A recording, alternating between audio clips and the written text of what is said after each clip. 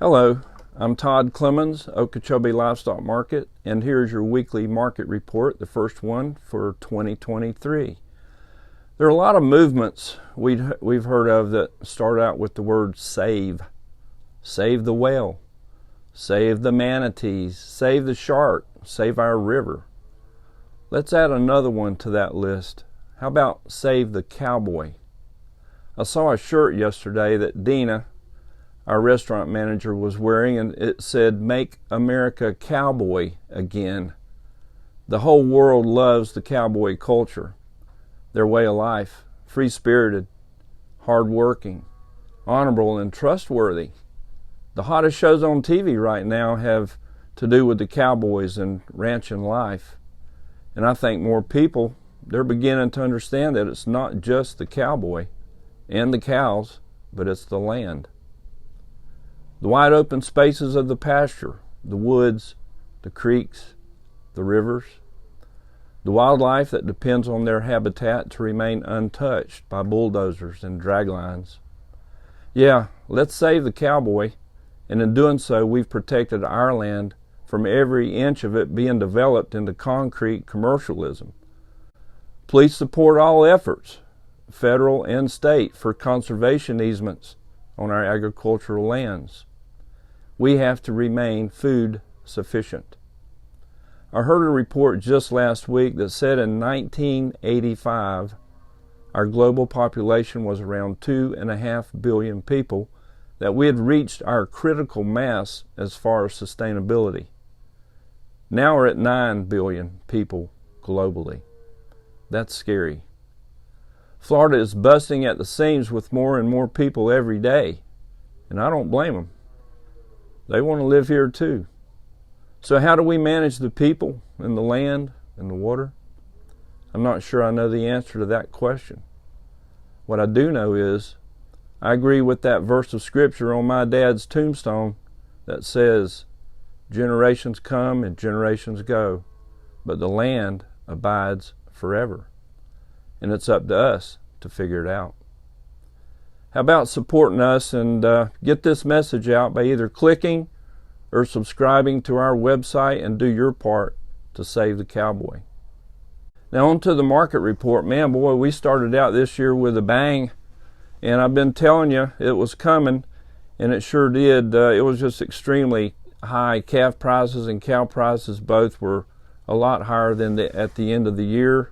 We had a good run of cattle on Monday, it being the day we observed New Year's Day even. We had over 600 head Monday and ended up with close to 1,400 head there on Tuesday, and you could just tell right off things were going to really be popping.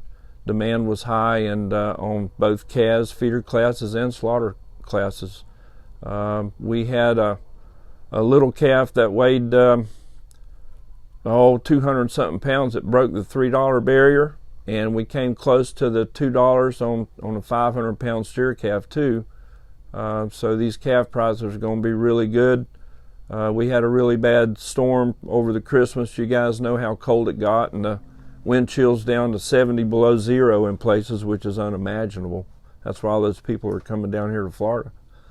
But it didn't hurt the grazing, the wheat and the ryegrass.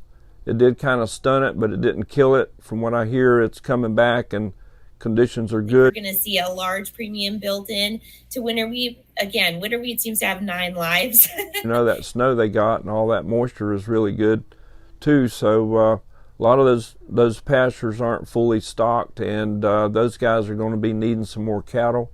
This weather thing, I think, is being underappreciated by these techie computer trader algorithm deals that don't have manure in their boots, frankly. They don't understand the kind of weight loss and the kind of stress that the cattle went through on the first storm, but especially what they're going to go through this week when we get to 50 below zero.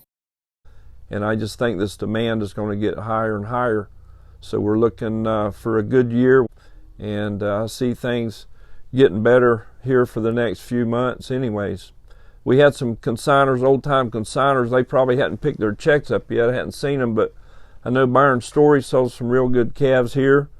Scarborough Ranch had some good calves, a big string of kind of Brayford cross calves, and they had good condition, and they weren't that big. I think they probably weighed in the 4 weight range, but they were a buyer's dream because they had some good condition on them. They sold good. D-Cross Ranch had some good black calves, and they'll be tickled when they pick their check up. Adams Ranch sent some slaughter bulls over here, some stuff they had culled, I guess, it didn't meet their standards. They're pretty high standards there, so they culled for disposition and what other various reasons, but they had some really good, outstanding slaughter bulls, and I think one of those bulls might have brought about $1.18, but they were exceptional, and we had a lot of cattle from a lot of long-time consigners, and we appreciate your business, and we thank all y'all for bringing your cattle here, and let's keep this thing going because it's heading in our direction. High prices for the week are Badcock Ranch. Eldon Langford sent a semi-load of calves, had a little bit of odds and ends in there, a couple of slaughter bulls in there too, but he had a little old calf. He's the guy that had the calf that brought over $3. That calf weighed 200 pounds and brought $3.10, bought by Foy Reynolds. And on the slaughter cow side, Sun Ag from Fellsmere topped the cow market with a 1,280-pound cow that brought 92 cents, and she was bought by Brown Packing. That's your market report. Thank you.